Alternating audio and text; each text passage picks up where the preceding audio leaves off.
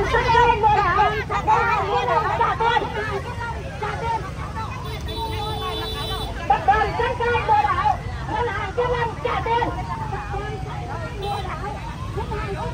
Tập đoàn sân cây lừa đảo, ngân hàng Kim Long trả tiền.